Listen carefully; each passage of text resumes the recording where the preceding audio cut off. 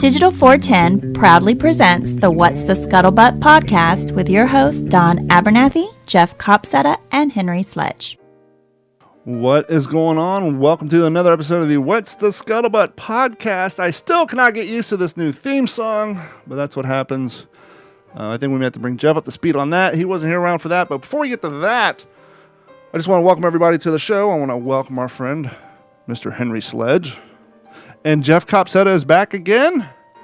And for those of you joining us live on YouTube and Facebook and Twitch and everywhere else, you're like, who's that gentleman in the bottom right-hand corner?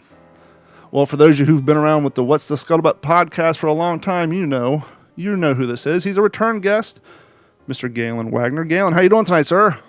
Good, man. Good. How are y'all? Oh, we're doing fantastic. Now, before we get to the main reason we have you on, we got to give you credit to where credit is due because of you. You have finalized the staff here at the What's the Scuttlebutt podcast. You have brought us to what we are today because of you. One Mr. Henry Sledge is sitting here. And I got to tell you, as a World War II enthusiast and a PTO enthusiast and a fan of the show, I think Jeff can agree with me where the morning we woke up, we got this random email from you saying, hey, Eugene Sledge's son wants to come on your show. It's like, Jeff, guess what? You'll never believe this. So thank you so much. Let's bring our fans up to speed. How did Henry reach out to you and you reach out to us? And how did you help complete the show lineup to what it is today? He didn't. I think, Henry, if I remember right, you posted something in one of the World War II Facebook groups about thinking about doing a podcast and, wondering if there was enough audience to do a podcast. And I saw that and I just shot you a message and said, hey, if you're interested, I know a pretty cool dude that hosts a podcast that would love to have you on, do a couple of shows, see how you like it. And then if you hate it, you don't ever have to do it again. And if you love it, then you can continue to do it. And I mean, that's basically it. Just that's spot on. I mean, Galen's right on it. That I had put that out there, and the cool thing about it, Galen, is I love.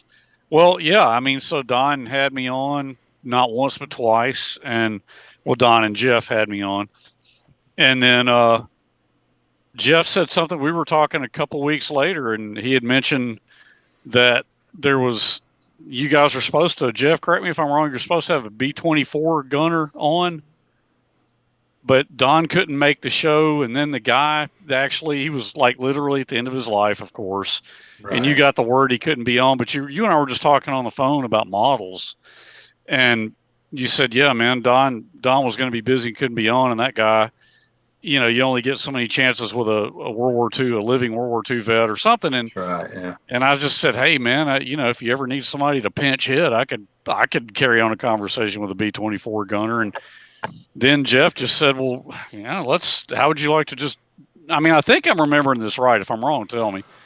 And it was really Galen put me in touch with you guys, but it was kind of Jeff's idea. Yeah. And, and then I said, well, Don's, you got to make sure it's okay with him. And so Jeff reached out to me and he said, hey, instead of Henry launching his own podcast and building an audience, how do you feel about him coming on the show? I said, well, it's funny you say that because I was thinking the same thing since the last episode. We just hadn't talked. Yeah. So Jeff and I basically formulated the same plan without being in communication with each other.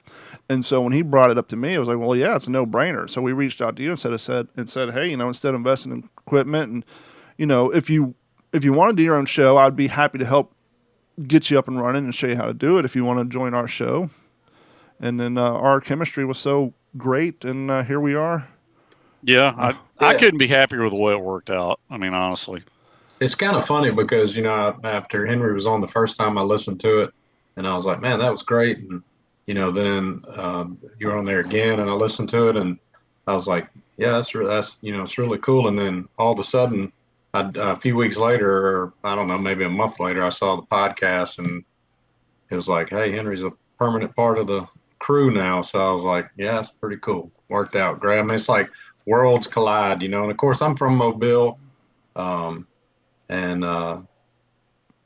Eugene Sledge was from Mobile, and of course Sid Phillips was from Mobile. So, It's funny how we know a lot of the same people, but have never really, met before. I just answered a post and said, "Hey, if you're interested, let me know." I knew Don would love to have you on, and so it was kind of like help Don out, but help you out at the same time. Oh yeah, Galen, how 100%. many years did you serve in the Corps? I did just shy of 10 years, June of 1990 to November of 1999. So would that be considered career, or how many years do you have to put in to be quote unquote career? Well, quote unquote retirement is 20 years, but in the Marine Corps, it's really 30 years. So from 20 to 30, you're kind of like on inactive reserve. And so you retire at 20, but until you're 30, you hit 30 years, your commitment is not really up. You can be called back. And before Desert Storm, some guys were called back. We had a guy I was in 6th Marine Regiment's anti-tank platoon, and we had it was that we were in headquarters company, and they called back a master gunnery sergeant that had a lot of nuclear, biological, and chemical experience. That I think he had been retired. He retired at like 25, and he was like 3 years into it, and they called him back for that. So, well, the reason I ask is because I know once a Marine, always a Marine, but then I know there's some people who are Galen Wagner, USMC retired, and some people don't have retired. So it's like, how do you address somebody? And so that's the reason why I asked what the official 20 term before you get the retirement appended to the end of the name. I got an honorable discharge after 9 years and 9 months and something. And if you got to get 20 to retire. So, if you do 20, you retire, and then you can kind of call yourself retired. And that comes with a whole different kind of thing of, shopping at the commissary, going to base hospital. 10 years gets you VA if they'll have you. And, so I've got an honorable discharge, not a retirement. Gotcha. Now, it's kind of funny. We've come full circle in two ways. One, as we just said, you introduced us to Henry. But two, I can't believe it's been 5 years already. I know, man. It's crazy. How I got introduced to Galen is he put on one of my favorite events, actually two events, the 75th anniversary of the landing at Tarawa at Fort Morgan, Alabama. And then what was the following year we did Peleliu. And then the year after that was COVID, I think. I don't know. We lost 2 years because of COVID. And then you stepped down, or did you organize the following year that was more of a finer timeline? Yeah, that Victory in the Pacific event that we did, where it was kind of like everybody do, anything Pacific theater themed for the end of the war, and we had some Marines and Army and Japanese and Australians and just whatever anybody wanted to do. And then the following year, last year, I guess that Victory in the Pacific would have been 21. And then in March of 2022, we did Wake Island and the Philippines. And that was a pretty good event. It was kind of hard to get guys out for that because of uniform requirements and weapons and all that early stuff. That's why I couldn't make that one, because I could not get. I have pretty much everything else, but I could not get my hand on a Springfield. All I have was an M1 Garand, and so I couldn't make that. But with all that being said, coming up this November in 2023, it is the 80th anniversary of the Tarawa landings. That's right. And we're looking forward to that. Now, because of you and the 75th anniversary, you fulfilled my bucket list item of doing an aquatic landing from a landing craft in full gear. Yeah. And that'll always go down as one of my favorite things I've ever done. And it wasn't just, we're going to ride out from the beach, turn around, and come back in. We had a nice 2-mile trek in, and that was a good time. Yeah. Yeah, that was really amazing. The Regional Military Museum over in Houma brought their LCVP over, and we were kind of expecting two. Mark Koch out of Louisiana, he works offshore a lot, and he put his boat in for some maintenance and ended up having some pretty significant engine problems that didn't get repaired before the event, so he couldn't come. But I think, well, because of Hurricane Matthew, wasn't it? What's that now? Wasn't it because of Hurricane Matthew he couldn't get it out of? There was a hurricane that hit the Panhandle like 3 or 4 weeks before then, and he didn't have time to get it out and get the inspections and get the repairs done because of all the hurricanes. Yeah, something like that. Yeah. I think his maybe his fuel injectors were leaking or something, which is obviously a fire hazard. I don't remember exactly what it was, but we made do with the one boat. And it's funny, because we did the dry runs on Thursday, and then the weather Friday was actually, we did them on Wednesday, and the weather Thursday was just horrible. I mean, like almost hurricane, like tropical storm. And then Friday, the weather was kind of bad. And Saturday, the bay was like a sheet of glass. Couldn't have worked out any better. But we didn't account for the weight when we did the dry run. So when you add 25 guys on that thing, plus guns and it goes gear, considerably slower, you know. Well, and I was also lucky to have on my landing craft, which we had on the podcast. We had Clay Bonnyman Evans, the author of Bones of My Grandfather. And you invited him down there because his grandfather, as we all know, posthumously got the Medal of Honor. He died during the landings a few hours later. And you invited him down, and people being in the community as great as they are, we able to get enough outfits and uniform parts that fit him, and he was able to basically ride and kind of experience that part because, he had already been down to the Pacific and saw where the battle was, but now he actually kind of got to walk the mile in shoes, full uniform on the landing craft. Right. And I just happened to take a selfie and didn't realize he was standing behind me, and he had a 1,000-yard stare. You could just tell he was up in his head thinking about what his grandfather and his grandfather's friends were going through on that day. And now he was in the zone for sure. And, I'm sure most of the listeners know, but some maybe not. And, his grandfather was Lieutenant Sandy Bonnyman, and he, 2nd Battalion, 8th Marines was pinned down on the beach for, 48 hours. On day 3, Bonnyman grabbed I think 21 Marines to go with him, total of 22, and assaulted the large Japanese bunker that kind of had 2-8 pinned down on the beach. And there's a video of the whole thing, and of course he was killed on top. And I'm not sure. I think it was all but a small number. I don't remember exactly how many of them actually made it, but it wasn't very many. And but basically that action allowed 2-8 to get off the beach and continue pushing inland. And of course, the other battalions of regiments of 2nd Marine Division were trying to come from the end of the island to kind of meet up and collapse everything. So it was really a big deal. And he was his body was buried on Bayshio Island, and for years and years and years they didn't do anything. And then Clay got hooked up with History Flight, and they started bringing those guys home, and they're still bringing them home every now. Clay was actually there when they uncovered his grandfather's remains on Tarawa. So that's pretty crazy. That then he's written a book about his grandfather and his whole experience, and I think it's Bones of My Grandfather. Yeah, Bones of My Grandfather. Bones of My Grandfather is a great book, Henry. If you hadn't read it, I think you would really like it. Yeah, I need to read it. Yeah, because not only does he give the background and as much as he could explain of his grandfather's experience, but then he talks about the current state of the island. Well, at the time you wrote the book 4 or 5, 6 years ago, and then his experiences of not only being there when his grandfather's bones were recovered, but kind of the issue, the organization who does this work, they kind of go through and all the problems they have, and then kind of the false findings. Oh, we think we may have found them. Nope. And it goes through the whole history of why these Marines were quote unquote lost, because, as we just stated, they had to dig these graves up and relocate them, or thought they did, so they could build runways and logistics on the atoll. But sadly, some of the plans got lost, some of the grave markers got lost, and there's like entire sections of plots, multiple men who were buried. The maps of the graves were just gone. No one knew where they were. Yeah. And then when they did start finding them, things had been built on top of some of them. So they had to, but it's really a crazy story. And the History Flight does that. It would, the defense, it's DPAA, I forget, defense personnel, something, I think, is the ones who kind of started it, and they just really weren't getting anywhere. And History Flight sort of took over, and man, they're bringing them home pretty regular now. Getting them back is one thing. Identifying them is another thing. Mm-hmm. So, they have remains that they still have not identified.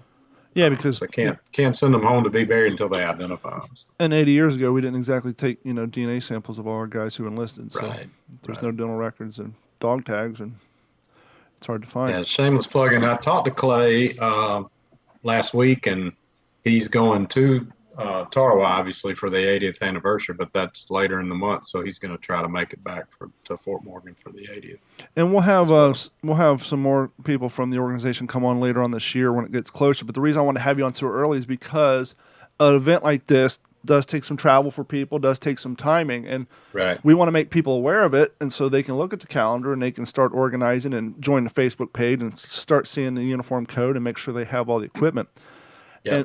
And one of the things I've said on this podcast many times the last 5 years, this will be one of the few events you go to where you wake up, you step out of your tent, and do a full 100 and 360 degrees, and with the exception of the bathroom from the Park Service up about 2,000 yards away, you will not see a single car, anything resembling modern day, because there's berms. There's 20-foot berms around this area, and we park on the other side. So it's one of the few events that you can damn near get fully immersed. And it's also the first event I've been to where everybody has on the exact same uniforms, the proper tents, everything's lined up, and you almost feel like you're on a movie set. And it's a great way to spend 3 or 4 days. Yeah, and Charlie Smith, who he I know he was a sergeant, maybe been a staff sergeant, went to OCS and just got commissioned a couple of years ago, year and a half maybe ago. He's now a battery commander up at Camp Lejeune for 10th Marines, and he's going to be the company commander. And Corey Schultz, who's a active duty Marine Corps captain, is going to be one of the platoon commanders. Jack Spittler, who was a Marine mortarman, is going to command a platoon, and then my son actually is going to command a platoon, to be the platoon leaders, and they'll have platoon sergeants. So we're going to, my goal would be to try to get, a 100-man company with 3 platoons. We're going to have some heavy stuff, some 1919s, 1917s, trying possibly to get the 37 millimeter gun back from the National World War II Museum. And then we'll have a team of guys run that thing. And the LCVP from Homa has been permanently removed from the water, so there's no chance of it coming back. But we do have an LVT that I would say it's possible, not probable at this point. But short of the amphibious landing and in significantly increasing the authenticity guidelines with some new information, and I got to give props to Josh Kerner up in Virginia. Man, that guy, he can find any piece of information that you want him to find. We've got the landing order. We know exactly what they were wearing.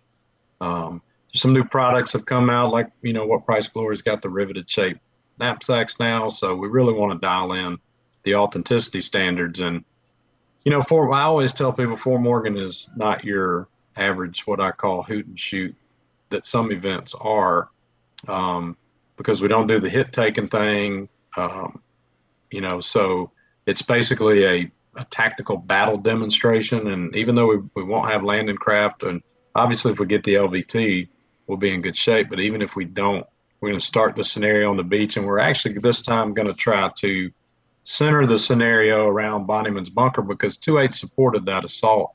And we've got a group of guys led by Phil Brinson that are going to do the, I think, 1st Battalion of the 18th Marines that were the engineers and pioneers. Of course, Bonnyman was in 18th Marines. He was the shore party commander for Red Beach 3, which was 2-8's beach. And it's just like, and then you take the map of Fort Morgan and the map of the Tarawa Atoll and lay them side by side, and you're like, is that the same island? They're really shaped a lot alike. Mm-hmm. And so it couldn't be a more perfect site. And, hopes for a landing craft, some sort, but if we don't get it, I really think that the guys will get an experience like they haven't had at another event if they've never been to this one. So if you live on the East Coast of the United States and you do a Marine Corps impression, a CB impression, whatever, you really need to put this on your calendar. This needs to be your bucket list.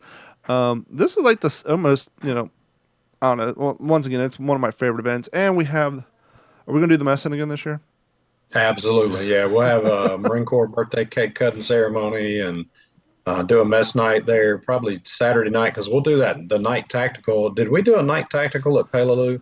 I just showed up. It was cold, right. And the guys were out in the woods popping off rounds, and they all came back completely soaking wet. And as sad as I was to miss it, it was a little chilly, and I still was nice and dry in my clean socks, and everybody else. Yeah, Fort Morgan in November can be 50 degrees or it can be 80 degrees. You never know, but we'll definitely do that night tactical on Friday night. We've got a really good group of Japanese reenactors that are going to do the the Naval Landing Force, and Hiroki from Japan has already messaged me. He's flying in. I'm hoping Takanori will come as well. We do have a guy coming from France, which is kind of interesting. He's going to be in the United States, and he's planning on coming over from Florida. So really cool. We're gonna we'll have a really good group of Japanese that are super into authenticity and making sure that the thing about Pacific Theater reenacting, or like called living history, is that. So I think sometimes the Japanese guys feel like they're just there to be shot at, and we try to give them an experience, and we try to allow them to educate the spectators and public that come as much on, how the Japanese soldiers fought and lived, and the mentality, and it's not. You remember at Peleliu, the greatest thing that's happened to me at Fort Morgan, I think, besides watching Clay run off of that landing craft onto the beach, was probably Takanori, and Henry and Jeff may not know this, but they came from Japan. He was a Japanese Defense Force Airborne Battalion Commander and Ranger School instructor. But they came in, and I grabbed them and brought them down to the fort, and then, we went over to the Naval Aviation Museum in Pensacola, and I really got to kind of spend some time with them. And turns out I was a pitcher in high school, and Takanori was a catcher in high school, and we're about the same age. So there's a video somewhere, me and him throwing a baseball back and forth. I'm in my Marine uniform, and he's in his uniform, IJA uniform, like his grandfather wore, and we're just tossing the baseball back and forth, My favorite moment. That was pretty cool. My favorite moment was when you strapped the flamethrowers on them. We had flamethrower demonstrations. Oh yeah.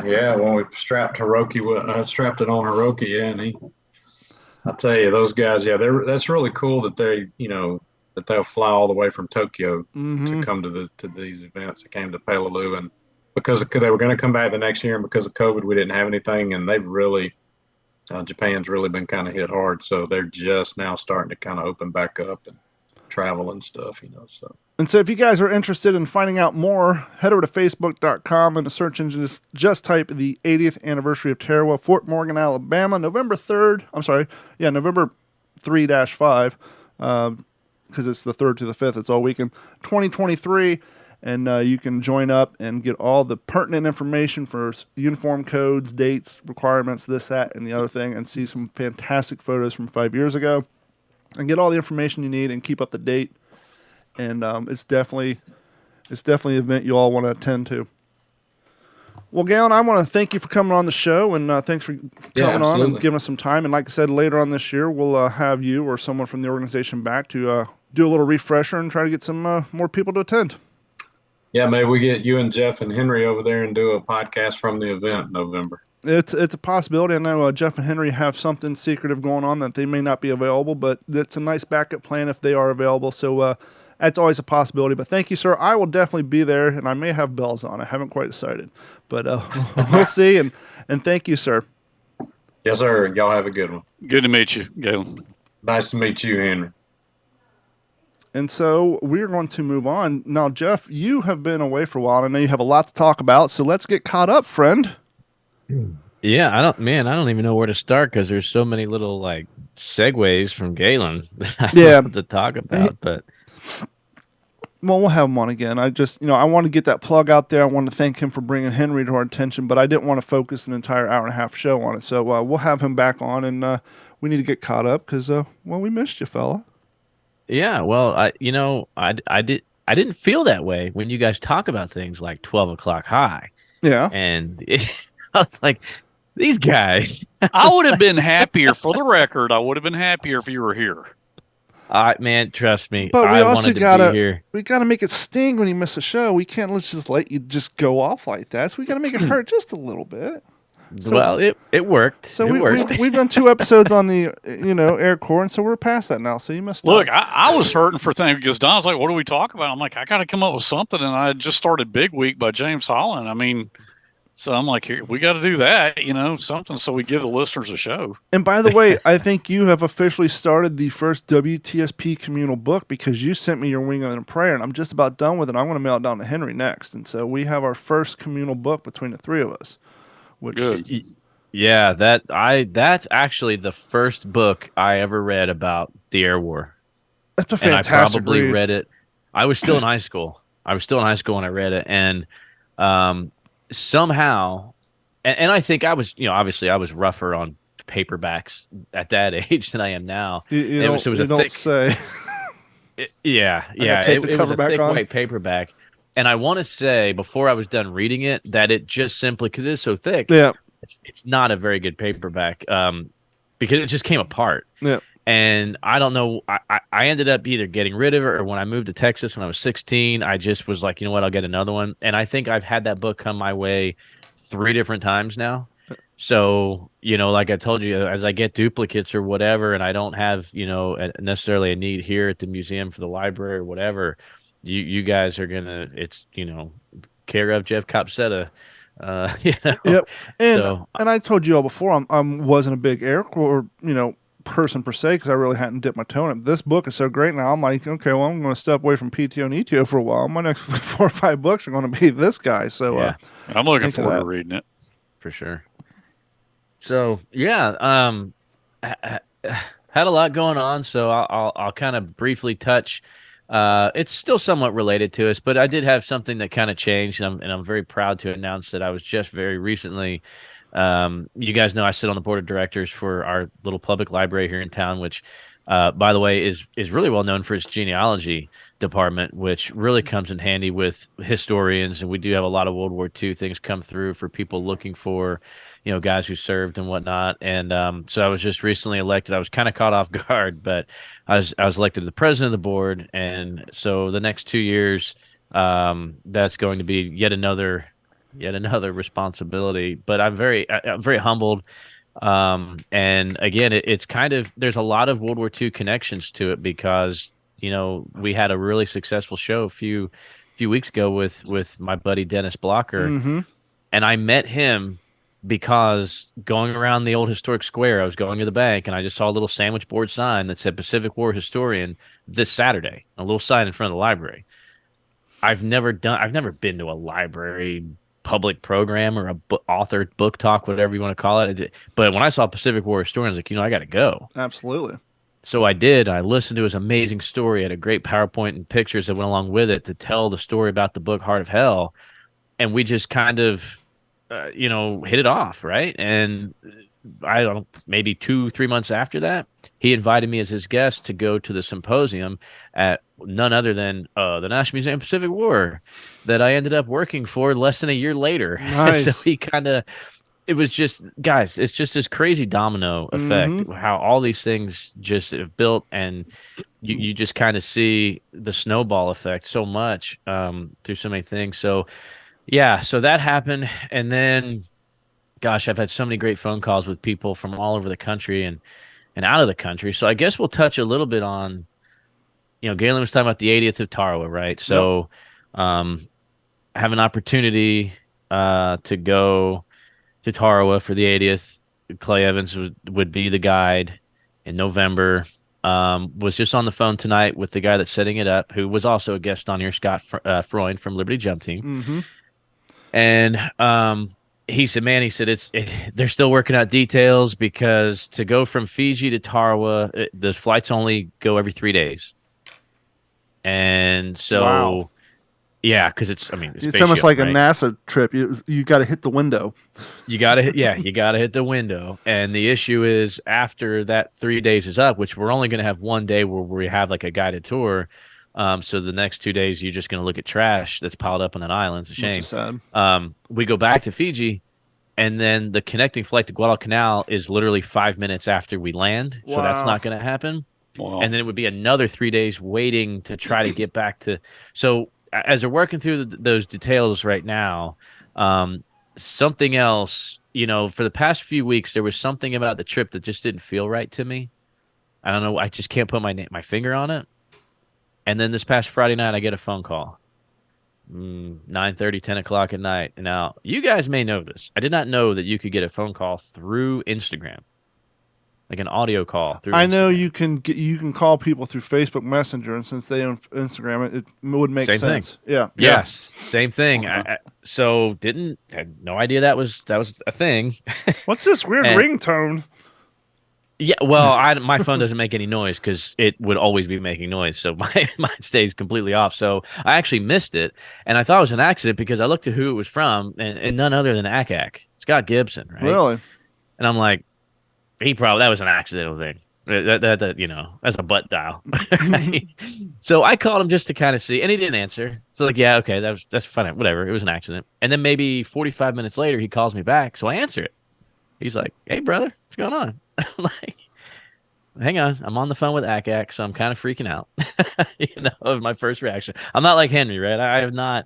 I've not done the hobnobbing quite to the extent that he has. So. Well, he did big time snafu as a child, so he got an early start. Exactly. He's groomed. I'm still working. I'm fumbling my way through this racket here. So anyway, we're just kind of talking back and forth, and he mentioned an organization that he does some work for, that they go to Normandy every year, right? And they go a couple different places, and he just kind of was like, man, you should come to Normandy this year. And I'm like, dude, when? That'd be cool. November. I was like, however, this November, 80th at Tarawa. One world traveling trip a year, thanks. God, yeah. So he's like, oh, dude, well, you should do both if you can. And I'm like, well, yeah. So I do have a wife that I'd kind of like to keep. So, but again, it was as I was on the phone and he's talking the details. I said, Scott, man, I'll be honest. Like, there's something about this Tarawa trip that I'm just not sure about. And I said, so tell me more about this thing. And like I said, we're on the phone for like an hour or so. And at the end of it, I thought, man, I think I already kind of made up my mind. Why would I not, go to Normandy for the 79th anniversary this June? It's not during the school year, so it doesn't put me in a bind like November would for 3 weeks out on the other side of the globe, right before semester exams. Like, I can only imagine, Anyway, so... Well, that, and I think if the 3-day window NASA equation wasn't an issue, I think that decision would have been a lot harder for you to make. But there just seems to be so many potential hurdles in that trip, and a huge likelihood of being stuck or waiting someplace for long extended amounts of time that probably made that decision a hell of a lot easier. Absolutely. And I've already flown across the Atlantic once. I've got some experience there, I think that's what's going to happen. And I still have to, and I know for Tarawa or for that Fiji, or actually to even get to Fiji, you've got to have the stick and you've got to have the booster. Oh, wow. Yeah, I wouldn't be eligible. Like, well, there's no decision for me on that now. That's so you guys might become the Fort Morgan, Alabama. Yeah. So, I think that's what I'm gonna do. So, one of the guys that I invited to come with us to Tarawa, he's a combat medic stationed in Germany right now. He was going to be stateside in September and get back just in time to turn around and fly over with me. I kind of told him the scenario, and he's like, well, dude, if you're not going, I'm not going. And he goes, but yeah, if you come to Normandy, I can drive there. I'll be in Germany till September. He's like, I was in Normandy 2 weeks ago. He's like, I'll take you wherever you want to go. I'll show you around. No big deal. So the next person I contacted was Leighton. And he was just like, dude, when we going? Are you here yet? So we had some great conversations the last couple of days. And I told him, I said, look, I turned 40 on June 3rd. Oh, that's cute. It'd be pretty cool to do that at a bomber base in England. Maybe fly there for a day or two and then go with him to Normandy and link up with my buddy there and find a place to stay. And now you got to make Henry and I a promise. Y'all could be considered carry-on. You need to come with me. That's not an option. Well, you'd have to pretend to be a hockey player because those would be some big-ass bags. But no, you have to be... You got to promise us that you will walk through Normandy in your newly acquired all-leather 42 jump jacket. We have not talked about that on the show yet. Explain to the audience what you have and where you got it, because this is probably one of three that in existence, if not one of one. Yeah, it's so. If you're familiar with the M42, and I mean it is And if you're not, just think of Band of Brothers Right. jump jacket with all the pockets. Yeah, exactly. With all the pockets, it's got the belt, and it fits me like a glove. Explain it for the And audience who are listening to the audible version, not seeing the video. What? apps, yeah, absolutely. So, it's how it came about was a good friend of mine who, again, we've had as a guest on the podcast, Mr. Brandon Vineyard, whose father ran the most unbelievable and most complete World War II field kitchen in the country. We had lost him. I guess it's been, oh man, maybe a year or so ago now. It's been a little while. Mm-hmm.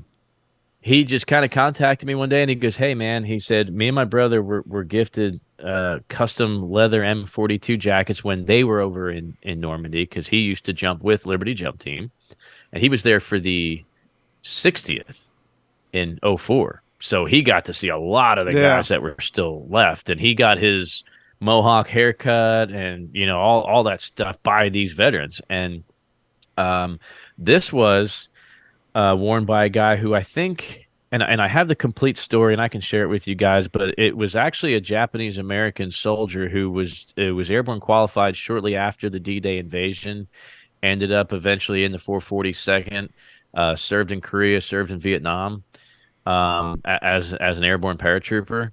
So as a career soldier, retired out, and I guess for whatever, I think his name was Bob, and I may butcher the last name, maybe Izuki, something close to that.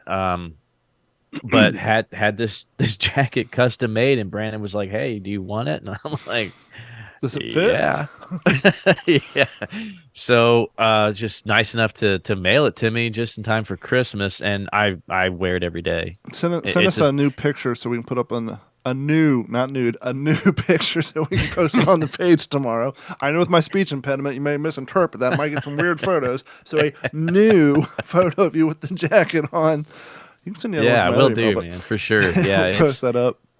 People talk to me all the time. I get compliments on like, "Oh, that's a really nice jacket." And I'm like, "Well, actually, it's a World War II." Like, okay, yeah, I'm sure it has something to do with history. Okay, we don't know the whole story. Oh. You know how the look you get. Like, okay. Well, no, it's funny. I forgot all about it until just now. So it got cold here and it was raining one day, and so I had got around Christmas. At the front had their closeout sales, and I got the P44 camo equivalent of the Army HBT jacket, the one that's not reversible. But apparently, the thread crew would have noticed, I guess, on this particular jacket or running jackets, the thread count was wrong on the right pocket or whatever. And so these things are marked down to like $32 during Christmas. And so I picked one up. I don't care about the thread count. And so I'm wearing it. And plus, I don't like to wear my Marine Corps stuff because that has the EGA on it. And I don't want people to think I served in the Marines when I didn't. And so the Army one doesn't have the EGA. It's the green side out, not reversible. So I'm standing in Lowe's looking for something for my kayak. This guy walks through, goes, "You going hunting?" I was like, "No." And in my mind, I'm saying, "Don't do it. Shut up." But the historian in me said, "Actually, besides, this jacket was pretty much designed to hunt Germans. This was the first camo pattern issued to the Army in 1944, but they didn't really use it because after they deployed it, they realized from a far distance that it looked like the German World War II, camouflage." And I was like, "So, people say there was no U.S. Army camouflage in World War II, but this," and he's like, "Yeah, served in the Army, said his rank and his years and this and that and everything else. But yeah, it's like, don't inadvertently ask a historian about his clothes because you'll get way more than you bargained for. It just comes with it." Absolutely, yeah. Actually, one of my favorite impressions is I have an Army, the frog skins from the Pacific, side of things, like Alamo Scouts, because that's just my heritage. First Cav Recon Scouts, got to do that in the Southwest Pacific. So that's one of my Army combat uniforms. It's kind of a favorite for people, especially my son. He's like, "Oh, you got to wear that." I'm like, "I'm not going to wear that to an air show, son. I have all this awesome Air Corps stuff. I'm not going to wear Army frog skins to an air show, but and double buckles and everything, which double buckles I'm not a big fan of those. They're not very comfortable for me, but yeah, I know what you're talking about for sure. That's a cool pattern. So yeah, gosh, oh my gosh, I have so much. I think I sent you guys a text earlier that, yeah, like out of the blue last night, set my alarm on my phone, and I I get a new follow from Alex Kershaw. I'm like, holy smokes! Where did Nice. this come from? And I know I've talked about his book before.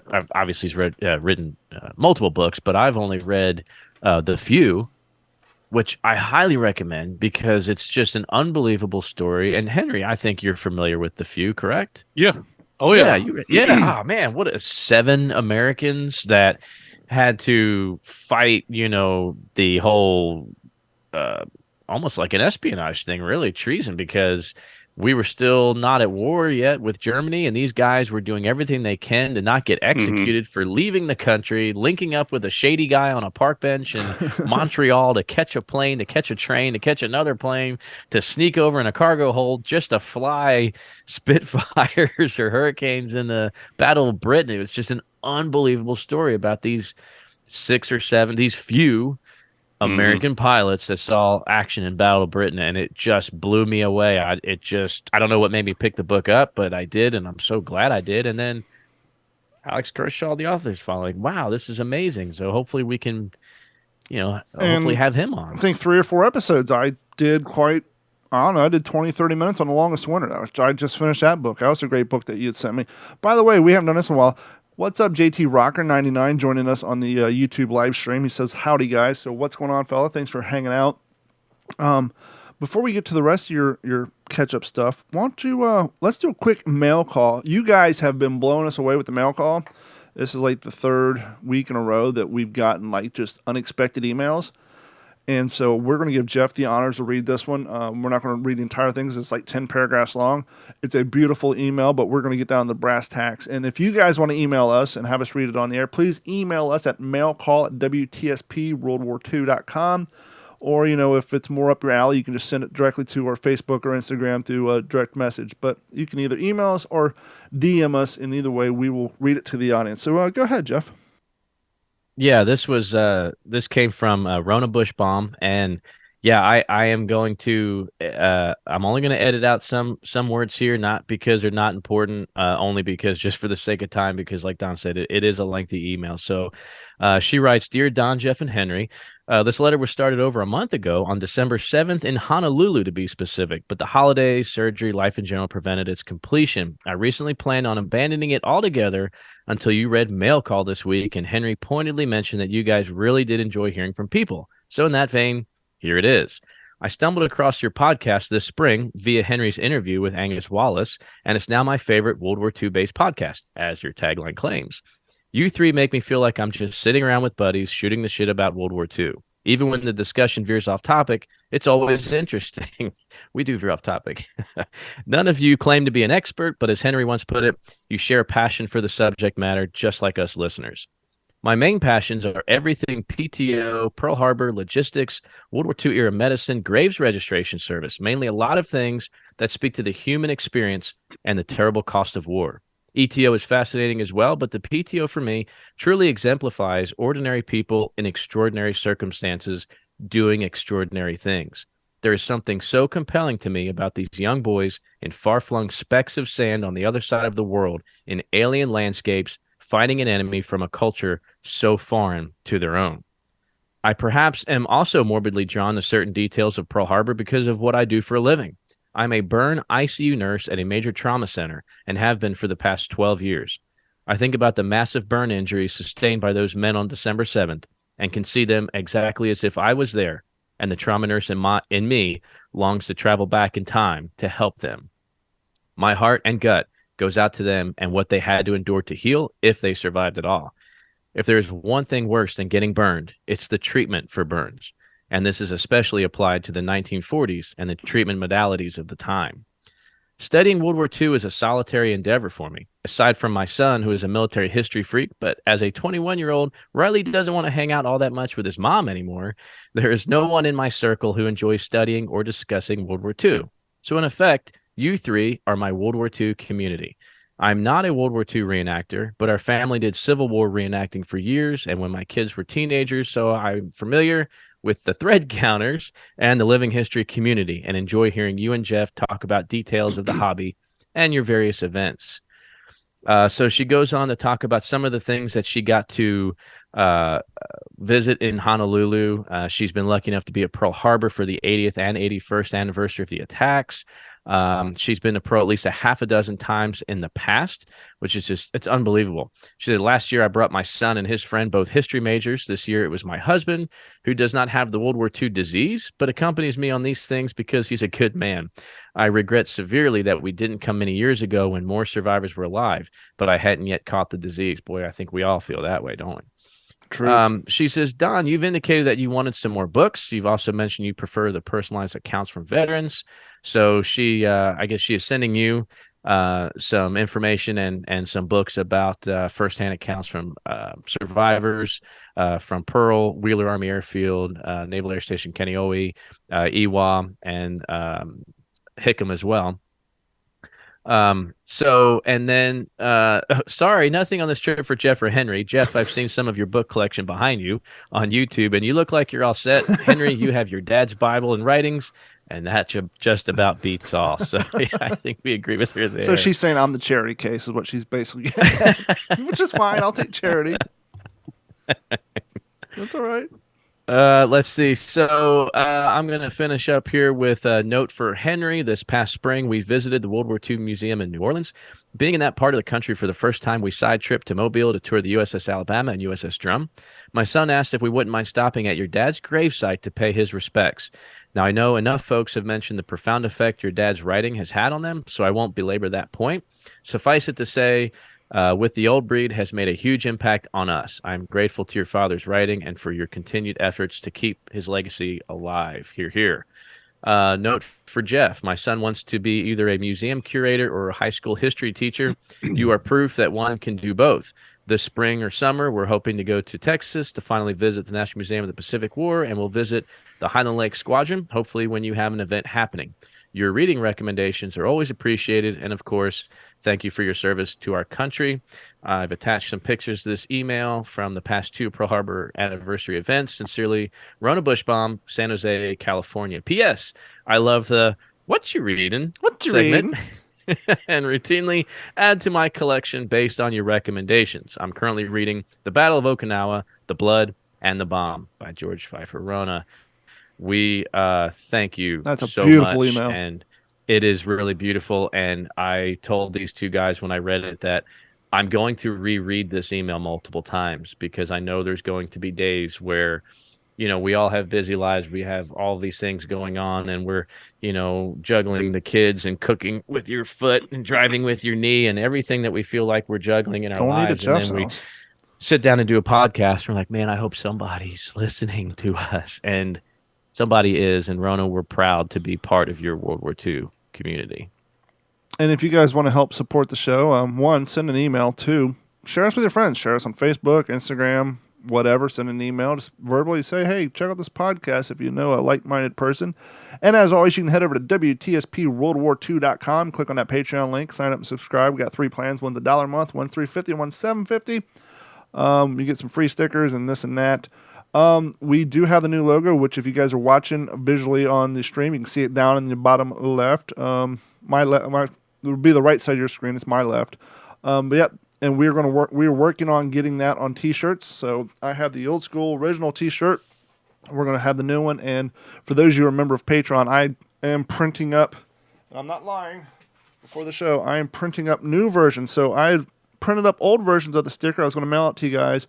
I do have to redo these because I need to change the punchline, your favorite World War II based podcast, because in that stencil font, the letters lift. So I need to change the font on that. So those are I'm going to send you guys those too. So you're going to get more than one sticker.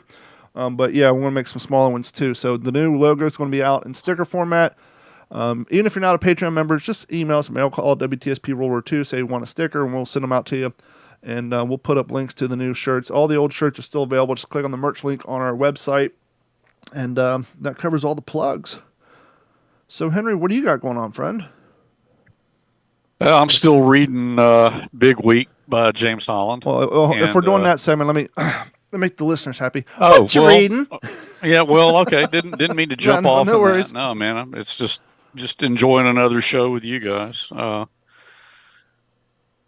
So what are that's you? what's but. So Huh? you're reading that one. So I'm finishing up Wing and a Prayer, and then I'm going to mail that to you because I think you're going to love Good. that book. Look forward to reading it. Jeff, what you reading? Well, I was hesitant. I was trying to think about how do I want to introduce what I'm reading right now, and I've been reading it for quite some time. And I have it behind me here. It's just called Patriots, by A.J. Langguth, The Men Who Started the American Revolution, a breathtaking portrait of boldness, courage, and sheer youthful vitality, according to Newsweek. So here's the cover, and our listeners are like, dude, that has nothing to do with World War II. How does this help me?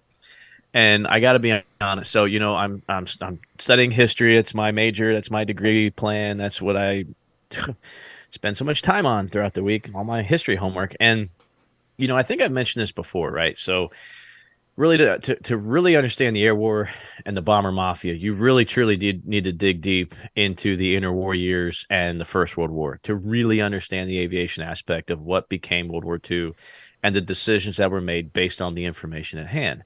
But I think that really kind of goes for anything. And to really immerse yourself, because we are coming up on living history season, right? I've got an air show coming up in March. I've got a tactical I was invited to in May. I got another air show I was invited to perform at in May as well. All those things, to really immerse yourselves. There were not guys serving in World War II that were probably reading the books that we do, unless, no, they weren't. Plain and simple. So I started thinking, okay, my war, the Iraq-Afghanistan era, had a lot of guys that were Vietnam buffs.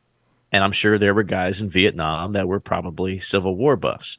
So why would there not be World War II guys that were Revolutionary War buffs? And we're talking about Ticonderoga and Benedict Arnold and Thomas Jefferson and Hancock and Washington when they were sitting there waiting to storm the beach somewhere. So that thought really occurred to me. I said, you know what? Okay, I can excuse myself because I feel like a traitor not reading about World War II, but I'm still immersed in the World War II experience by learning what our forefathers did to create the country that we have, to create the military we had, to the standards, to what we did in World War II. And to put a finer point on it, I think Henry's father pointed out in his book that after his first taste of combat, hey, this isn't exactly like what we were reading about the Civil War books and the Revolutionary War stuff. And so, yeah, to put a finer point on it, that's a lot of those men, and they were kids when they enlisted and became men, that a lot of them were history buffs. And I think, Henry could probably speak to that a little bit too, but yeah, absolutely. Yeah, 100%. I mean, and going back, like you say, Jeff, I mean, that it helps you encapsulate all the knowledge. It increases your perspective and broadens your perspective. Yeah, absolutely. I mean, we can be armchair generals all day long, and we enjoy doing it. And we have the luxury of doing it. But yeah, as history buffs, I don't think there's any particular era that we wouldn't enjoy. And so I challenge and I encourage our listeners to maybe think outside the box a little bit sometimes, and pick up a book about the Somme or Gettysburg, or the Battle of Trenton. And you'll see the similarities. And I've said this so many times that war is war.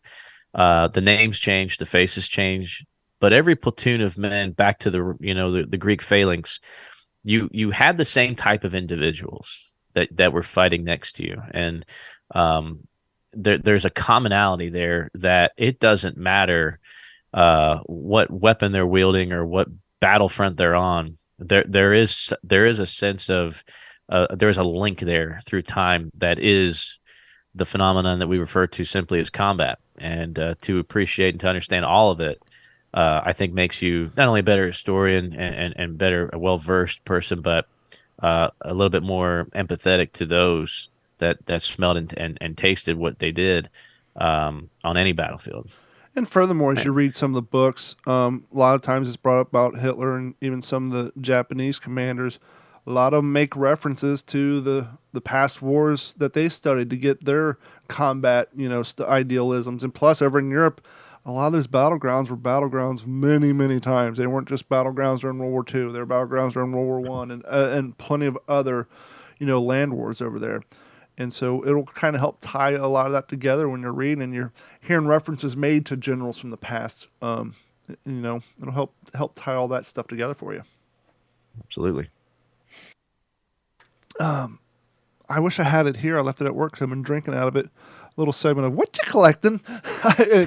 It was so funny because poor Josh at work, he sees me come back from the post office box during my lunch. Now he's got a little new thing, and I pull out this little white mug and I plop it down on my desk, and he's like, "What's that?" I was like, "What do you think it is?" "Looks like a mug." "Yeah? What's wrong with it? Where's the handle?" I said, "This is what they call it, a watchman milk cup or a watchman mug. That way when you're up on the naval ship or and you're on watch and it's cold, you can heat your hands up with it." And I was at an event not too long ago, and Jeremy and JR from Georgia, they were down there, and it was cold weekend, and they had 2 or 3 of them, and I was drinking out one, and they told me, "Hey, if you see these things, scoop them up because they're getting harder and harder to find." And I sent a picture to Jeff a few days later because I was working late. That's why we moved this episode to today, because I didn't get off work till like 9 o'clock on Monday. And I sent you guys a picture of me holding it in front of my monitors, and Jeff's like, "Hey, I've been looking for one of those." I looked at Josh and said, "See, told you." I'm not the only one crazy buying 80-year-old Corningware, which is made by Corning Company. So they are all over eBay. I did steal that one. One of the things I love to do on eBay is catch someone slipping. I like to catch the auctions that everybody else is sleeping on, and so you get the nice price instead of the marked up bid price. And I got that one for the opening bid price, so I was happy on that. And I am drinking my coffee out of it. I ain't scared. So well done, man. Yeah, and I think there's a famous photo. Maybe you can put it on our website. But Don's already shaking his head, right? The Marine on the Arthur Middleton, I think, was the name. Is APA-25, I want to say, and he's standing there, and his dungarees are all jacked up, and it looks like he just rolled around in a bunch of volcanic ash, and he has one in his hand. He's got a guy just cradling his hand, and it's just like you can tell this cup of coffee is like the best thing that this guy's experienced in the last week or possibly month, Mm-hmm. And the guys behind him sitting at the table all have them in their hands too, and that's such a great. And I showed him that photo too. I was like, "Look familiar?" And that's such a. And his wrists are at this weird angle almost. It almost looks like his arms are fake. You can't see his wrist. He's got a weird. He's just covered in grease and soot and slime. Like you can't. He almost looks like he just got done. Packing wheel bearings in an old Ford. His hands are just completely just black and slimy. He's got this bright white handleless mug in his hand, which in a black and white photo just sticks out so well. And it's such a great famous photo because as Jeff said, all he cared about was that cup of Joe. Yeah. And it kind of, maybe they gave a little homage to it in the Pacific. Remember, they're all sitting around, who's ever heard of Guadalcanal? And like, are you kidding me? The Navy guys. You guys are heroes. Yeah. Yeah, when he takes that coffee, I was thinking that exact thought when you said that, Jeff. I mean, I know his was a mug, but that just the way he's cradling it. Mm-hmm. Yeah. So what else is going on in your world, Henry? We kind of stepped on you when you brought up the book, but I wanted to get that part of the show out of the way. No, not at all, man.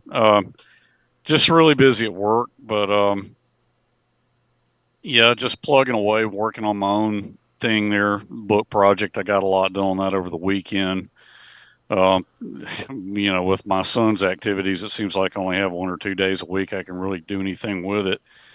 I think Leighton wants to have Saul, David, and me on the We Happy Few podcast. Nice. They had been talking about having us back, so I think next week we're going to do that. So I guess talk about devil dogs, but that's really about it right now. Now, obviously, we don't want to shine any light of any shape or form on your project, but you have hinted you are writing some stuff. Have you found that the more time you spend getting the words on paper, the easier the process is coming to you because of the practice? Yeah, it does. I mean, it kind of has its own critical mass just because the unpublished material is the heart of it, and so I add my own voice to just fill in the gaps between the unpublished portions, because I'm trying to keep it focused on that. I don't want to redo with the old breed. Yeah. So, but yeah, it's a slow process, but when I sit down and can put time to it, it's going okay.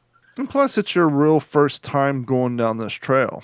And just like anything else you do for the first time, whether you're doing comedy or writing songs or writing books, you have to quote unquote find your voice, what works for you, and how Right. And as you put more time in it, it just comes quicker and smoother, and probably become a little easier for you. Yeah. And I'm excited to see the end product on that. So what else? Yeah, I wish I was closer to it, but we'll get there. Like Johnny Cash, man, one piece at a time. You'll have that. So I think what Henry's really hinting to is what he really wants to do is take like 4 or 5 days vacation here in Texas, around that spring break area. Come to my air show, see what it's about, get some time off out here in God's country, and really kind of step away and get some work done on this book. That's what I do. Yeah, that would be cool. Let me put a little warning out there because I experienced it firsthand out there in God's country. They got big ass brown tarantulas. I found one in the place I was staying, a beautiful place. We just got back from the USO show, and I'm walking through, and I've been late night, and I'm walking through, and I see this big ass hairy thing on the floor. It's like, get on my phone, Texas Oh wow, they got tarantulas here in Texas. So I went to the kitchen, got a cup, put it on top. Said, I'll deal with this in the morning. I don't want it in my bed. I went to bed the next morning. She was still there. Got a piece of paper, slid it under, took her outside, and let her go. But yeah, I just put a cup on her, went to bed. I'll do that tomorrow. I think I've seen 3 the whole time I've lived here. Yep. I was there for 3 days, and there she was. Yeah. And everything is bigger in Texas, so it may not have even been a tarantula. It could have just been a wolf spider. Like, wolf spider. Oh, I got wolf spiders and brown recluses down here. I know what those look like. Now this bad boy was a brown Texas tarantula because I googled it. Yeah. Like, I know I've been drinking, but tarantulas here. Yep. Put the mug on and went to bed. That's okay. Henry's not scared, and Don, obviously, this invite goes to you too. I know you've kind of already made the trip here, but Frontier Airlines pretty cheap. I'll pick you up in Dallas. Come down, spend a weekend. Yes, when I made the trip back to Ohio for the funeral, they just announced, hey, starting next week, we're flying to Dallas. So like, sweet. That and yeah, as you just alluded to, little pro tip for those of you flying Frontier. Put on all your clothes and leave everything else at home, because then you won't have to pay the $70 for your baggage fee. But other than that, it's a good flight. They nickel and dime you. I hadn't flown in a long time. When I lived out in California, I flew a lot to get back to my family. But since here in Florida, it's just a 17-hour drive. And so I haven't flown in years. And so I go check in, and like, you're good to go. I'm like, where's my boarding pass? And they looked at me and said, you got a smartphone? I was like, yeah, like, download the app, otherwise we got to charge you $38 to print a boarding pass. I'm like, Google Play Store, Frontier app download. Jeez. They gave me my confirmation code. I was like, okay, cool. Yeah, they wanted $38. And then show a little age. Henry, you remember these days. Once again, I hadn't flown in probably 10, 12 years. Back when I had flown, it was before inflation and airlines got cheaper plus money hungry. Back in the day, like, I don't know, 2010, when they saw your 6'5" ass come, they said, hey, you're tall. Would you like the bulkhead seat, a little extra leg room? You're like, yes. Like, come this way. Now it's, hey, you're tall. Would you like the bulkhead seat? You're like, yeah. Like, okay, that's an upgrade fee. Cough it up, sucker. Like, no. Oh, man. But I will say, after we got up in the air, because the flight was not even close to being full, because I asked before we took off, I said, hey, after we get up in the air, can I move over there? And like, got to charge you. I'm like, that sucks. But after we got up in the air, he came and tapped on my shoulder and said, go ahead and move. So they did do they did do me a solid and put me in that's cool. Right in front of the the door, so I was able to spread my tall, lanky ass legs out a little bit. But yeah, so short man's world, I'm just living in it.